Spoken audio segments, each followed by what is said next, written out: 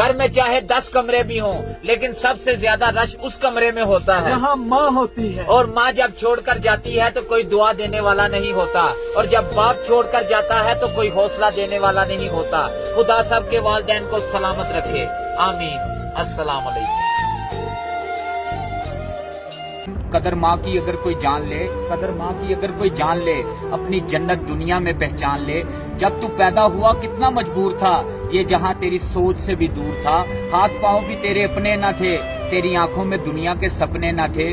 तुझको आता सिर्फ रोना ही था, दूध पी के काम तेरा सोना ही था।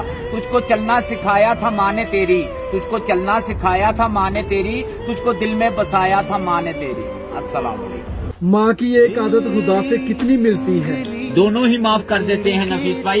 ए माँ ये कामयाबियाँ इज्जत ये नाम तुमसे है, ए माँ ये कामयाबियाँ इज्जत ये नाम तुमसे है। खुदा ने जो भी दिया है ये मुकाम तुमसे है। तुम्हारे दम से है मेरे लहू में खिलते गुलाब, मेरे वजूद का सारा निजाम तुमसे है। कहाँ बिसाते जहाँ और मैं कम सिनो नादा, ये मेरी जीत का सब एहतमाम तुमसे है। जहाँ जहाँ है मेरी दुश्मनी सबब मैं हूँ, जहाँ जहाँ है मेरी दुश्मनी सबब मैं हूँ। इस जहाँ में मेरा एहतराम तुमसे है।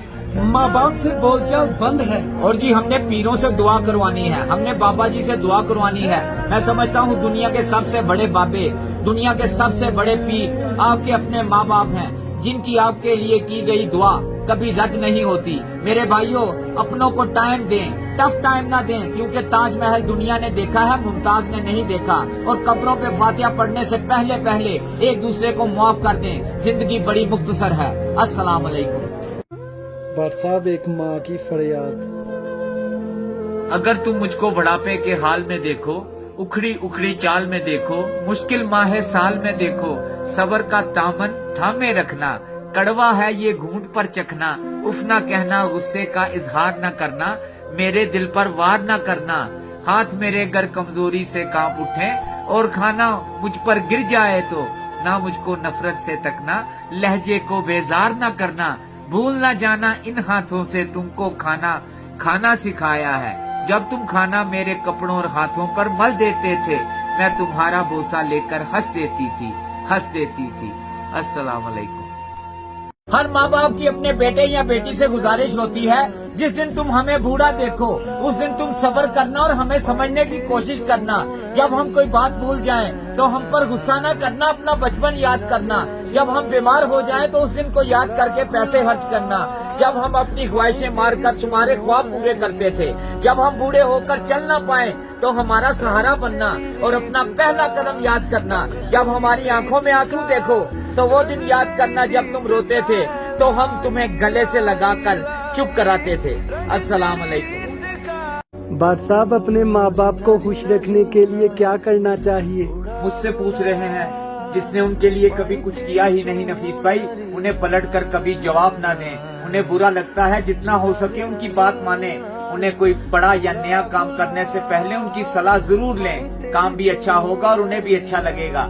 हर महीने उनको बिना पूछे उनका बॉडी चेकअप करवाएं। उनकी एक छोटी सी छींक का भी ध्यान रखें। जिस तरह आप अपने बीवी बच्चों के लिए नए कपड़े लाते हैं, शॉपिंग करते हैं, उनके लिए भी लाएं, उनको अच्छा लगेगा।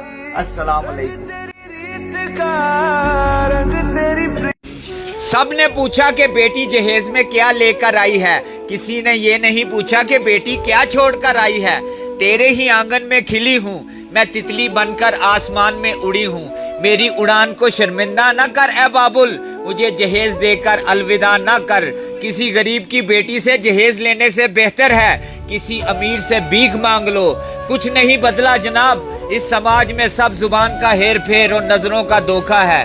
पहले बाप की हसीयत देखकर शादी होती थी, जहेज वही है, सोच नहीं है। पढ़ लेने दीजिए उसे चंद किताबें साहब, कोख से बचकर आई है तो जहेज से भी बच जाएगी। अस्सलाम वालेकुम।